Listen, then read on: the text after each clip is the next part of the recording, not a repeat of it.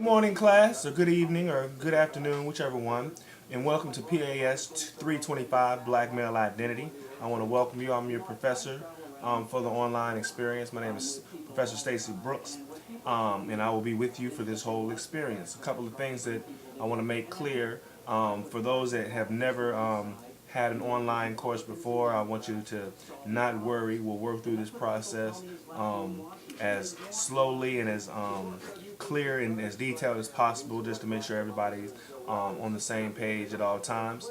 Couple housekeeping things. There are no textbooks for this course. All of the readings that we'll do will be provided by me, and those will show up in your assignments section. It'll be very, very important for you guys to familiarize yourself with the Blackboard shell.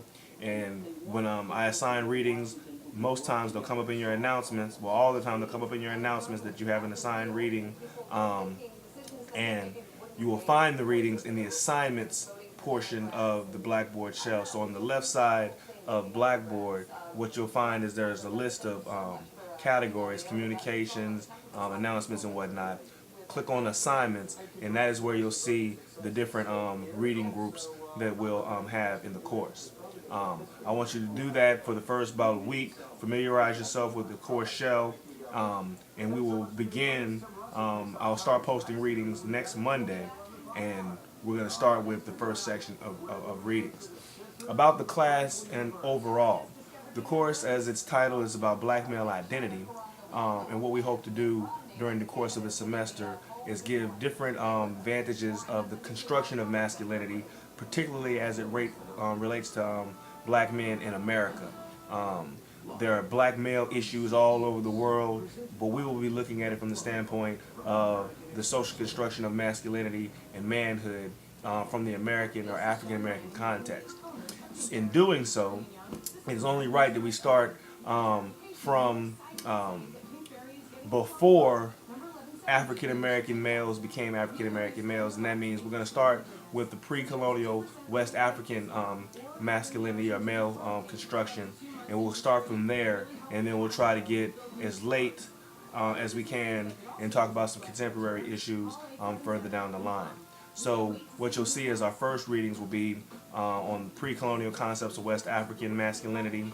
Then we'll go into manhood as it developed under the institution of slavery and the obstacles to becoming a man under that system.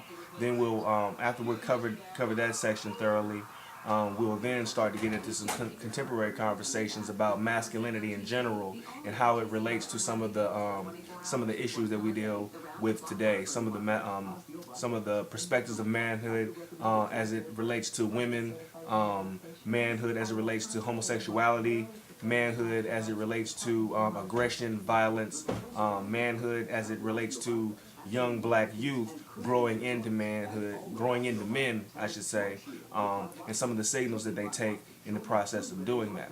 So hopefully we'll be able to give very, very good conversation to all of these different categories. What we will do is we'll go through the readings. I will put out some questions in the form of assignments that will help you get deeper into the readings and to ask different kind of questions about them. Then we'll also supplement those with discussion boards, sessions where we'll talk about contemporary matters. Even when we're talking about the pre-colonial West African stuff, there's still ways to link that information to things that are going on in our contemporary situation. So that's the basic playbook. Expect the syllabus to be put up later on this week. I know I posted an announcement saying that I was going to have that syllabus up today, or maybe it might have even been yesterday, but I'm still tweaking that, and so I'll put the final thing on there tomorrow. Expect 8 to 10 assignments. Expect one midterm and one final, and that's pretty much solid. We'll also have a summary paper, which is almost extra credit. It's for regular credit, but as you'll see when I put the directions for the assignment on there, it's really to benefit you and your growth in the course.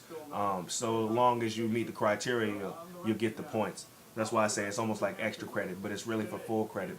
I just wanted to put this video message out there just because I know some people don't, like to read all the details in the syllabus, although that will be up there as our contract for the course. Please feel free to email me if you have any concerns or questions about the course. Give me about a day or two to respond to those because, it's only one of me and it's about 40 to 45 of you. So doing this online class is almost like doing 40 independent study classes, which is no problem, especially when people are very engaged with the material and have a lot of questions to ask. That's fine. I promote that. I really hope that happens. Just give me about a day or so to work with it so I can give you a good answer to whatever question that you have.